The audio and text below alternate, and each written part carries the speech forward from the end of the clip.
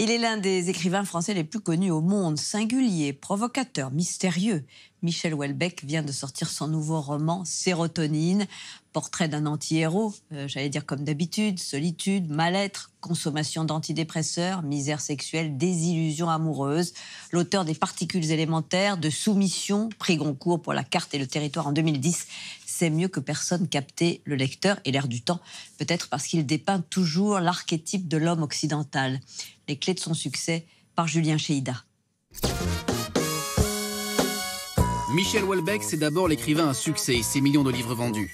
Après 6 romans, dont un prix Goncourt en 2010, il revient avec Sérotonine, un ouvrage où le héros, ingénieur agronome dépressif, raconte ses désillusions amoureuses. Tiré à 320 000 exemplaires, c'est le livre attendu de cette rentrée. Alors on a voulu savoir avec Christophe Onodibio, journaliste au Point, pourquoi la sortie d'un Houellebecq crée toujours l'événement sur la scène littéraire française. Parce qu'on sait qu'on va y prendre un plaisir fou et qu'on va apprendre aussi des choses sur notre pays et notre société. Deuxièmement, pour des raisons extra-littéraires. À chaque fois que Houellebecq sort un roman, il se passe quelque chose. Parce qu'il y a aussi, à côté de l'écrivain Houellebecq, il y a le personnage Michel Houellebecq, mais qui correspond d'ailleurs très très bien à l'écrivain. Pour moi, c'est le même. Voilà, un écrivain, c'est un tempérament, c'est un corps, c'est un style, c'est un humour. Donc en fait, les deux sont la même personne. Après le polémique Soumission qui traitait de l'islam, Sérotonine revient au thème de prédilection de l'auteur. Il campe un personnage solitaire, victime d'un burn-out sur fond de crise sociale. Mais le thème houellebecquien par excellence n'est peut-être pas celui que l'on croit.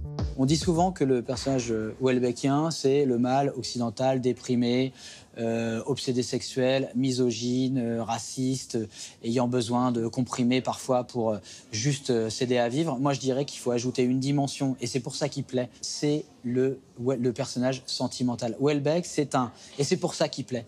En fait, il y a un côté fleur bleue. Personnage mystérieux, provocateur et disons-le, agaçant parfois. Houellebecq aime brouiller les pistes, et c'est peut-être l'une des autres clés de son succès. C'est pas un homme politique, faut pas chercher des lumières économiques dans les livres de Houellebecq, mais c'est un parfait observateur de nos travers et c'est ce qui fait son talent.